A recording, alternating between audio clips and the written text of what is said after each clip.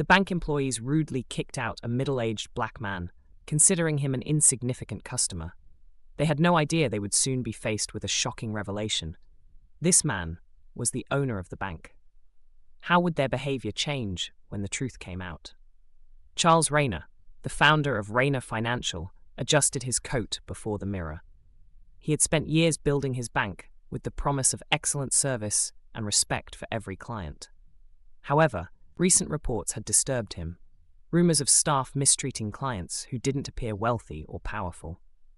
Frustrated and determined to uncover the truth, Charles decided he would go undercover as a regular customer, without his usual tailored suits or polished appearance, and experience firsthand how his employees treated those they deemed unimportant. Dressed in simple clothes, Charles left his office, taking only his ID and a modest wallet. He chose the third largest branch in the city of Briarwood, where he had heard complaints about the cold and formal demeanor of the branch manager, someone he had only briefly met. Charles doubted he'd be recognized without his usual attire, especially since he was dressed as just another man hoping to resolve a minor issue at the bank. As he approached the bank's entrance, he paused, taking in the imposing marble facade and the gleaming, gold-lettered sign above the doors. The building exuded success, a reflection of all he had worked for. With a determined breath, he pushed open the doors and stepped inside. A low hum of conversations and the soft tapping of keyboards filled the space. Staff members moved with a sense of calculated efficiency, each fully engrossed in their tasks. Charles looked around, imagining how this scene must feel to an ordinary client. The polished lobby and the faint scent of fresh coffee from the waiting area felt welcoming, yet he sensed a stiffness beneath the surface. A few clients were already seated, each glancing around with polite impatience, waiting their turn. Charles joined the line and felt its slow progression, noting how some staff members seemed indifferent, far from eager to quicken their pace. Ally came. Charles approached a young woman at the counter. Without looking up, she muttered, "Next," in a clipped tone. He cleared his throat and began to speak, but her dismissive glance as she looked up cut him off. Her eyes flicked over his simple clothing as if assessing his worth. "Sir, I don't handle that kind of inquiry," she said coolly, her voice tinged with impatience. "You'll need to go to window 5. She waved him off as if he were an inconvenience.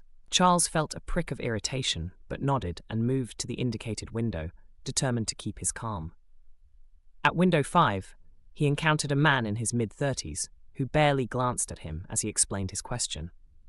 "For basic transfers, you're better off using the ATMs in the lobby," the teller said flatly, tapping his pen in dismissal. "I just need a bit of guidance," Charles began again, but the teller interrupted with a sigh. "Like I said, the ATM can do that.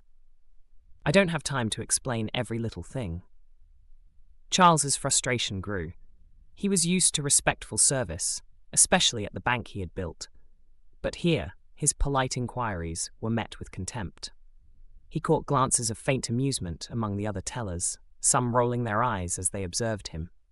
Taking a step back, Charles observed how the staff interacted with clients. He noted a clear difference in the treatment of well-dressed clients compared to those dressed modestly. The wealthy were greeted warmly, while ordinary clients received indifferent stares and impatient responses.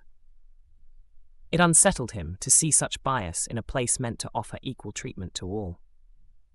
As Charles continued to move about, hoping for a different experience with another employee, he found himself face to face with a young banker in a crisp suit who looked him over with thinly veiled irritation. "We're very busy right now," the banker said, his voice thick with impatience. "Our clients expect timely service." The implication was clear. Charles, in his plain clothes, was not one of the important clients. Charles held back his rising anger and attempted to explain his query one last time. The banker gave him a pointed look, his tone almost mocking. "Maybe this isn't the right bank for you. We cater to clients who understand our services." The way he said, hand-holding, grated on Charles's nerves. He had built this bank to support all clients, regardless of their background, and now, hearing his own values mocked by an employee stung deeply. Charles stepped back, taking in the room around him, and noticing a few staff members walking by, chatting among themselves. Their glances flitted over him, indifferent, almost disdainful. He even heard a faint comment muttered as they passed. Probably doesn't even have a checking account. Charles's irritation solidified into a steady anger. How many clients had faced this same treatment, feeling dismissed simply because they didn't fit a certain mold? When his turn Finna. After observing these exchanges, Charles approached the manager's office, a glass-fronted space where the manager was engaged with another client. Charles waited, hoping for better treatment from someone in a position of authority. Yet, even as clients came and went, he found himself continually ignored. Growing weary, he finally approached the door and knocked lightly. The manager looked up, irritation flashing across his face as he saw Charles. "Yes?" He barked, his tone far from welcoming. Keeping his composure, Charles explained his issue, hoping the manager would show more willingness to help. Instead, the manager sighed, pinching the bridge of his nose in impatience. "Sir, we have specific channels for queries like yours. Consult the support team next time, and you won't need to interrupt my day." Charles felt his patience slipping. "I simply needed a brief consultation," he said, his voice calm. "This is my bank too, you know." The manager raised an eyebrow, a sneer crossing his face.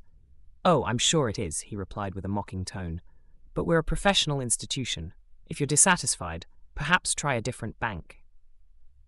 As he stood there, a security guard approached, alerted by the manager's subtle nod. The guard took a firm stance beside him.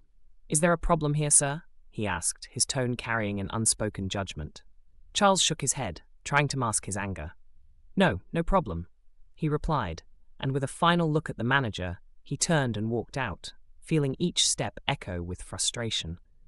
The executives looked stunned, and one attempted to suggest a more discreet approach, but Charles shook his head.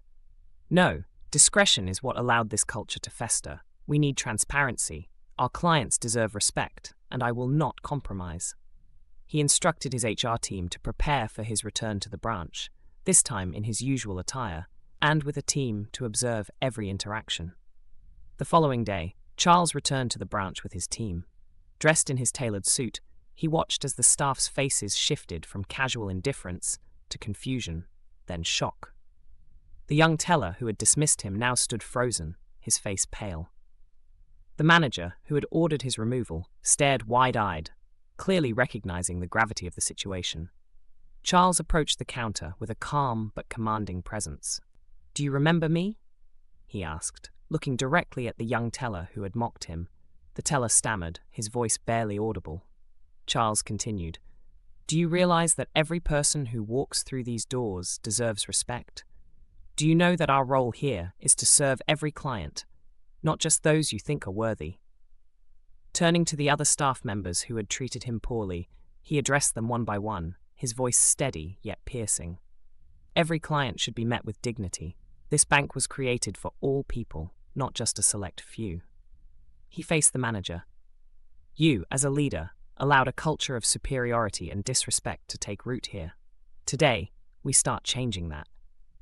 Charles nodded to his HR director, who stepped forward with a clipboard. "Effective immediately, each of you will be reviewed, and any signs of repeated disrespect will lead to dismissal.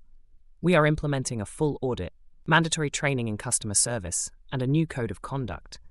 Your job here is to support and respect every person who enters." The employees, visibly shaken, exchanged worried glances. Charles watched their expressions closely, noting the impact of his words. He addressed them with finality.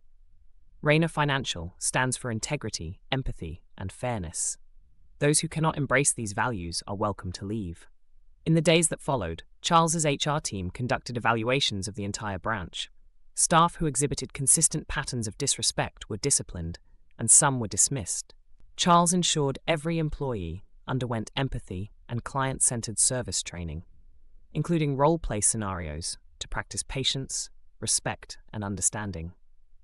He personally oversaw training sessions, holding staff accountable to the values he had built the bank upon. Over time, the branch transformed. The staff grew to understand the importance of treating each client with care and professionalism. Clients began to notice the difference, feeling valued rather than dismissed, and many reached out to thank the bank for the newfound respect in their interactions. Charles took satisfaction in the positive feedback. seeing his vision restored, as Rayner Financial became known once again as a place where every person, regardless of appearance or wealth, was welcomed with dignity. Months later, Charles walked through the branch and saw the fruits of his efforts firsthand. Staff greeted clients warmly, patiently assisting them with every question. The air of elitism and superiority was gone, replaced by genuine respect and service. He felt a deep sense of pride, knowing his bank was once again aligned with the values that had driven him to create it, a place of trust, inclusivity, and unwavering integrity.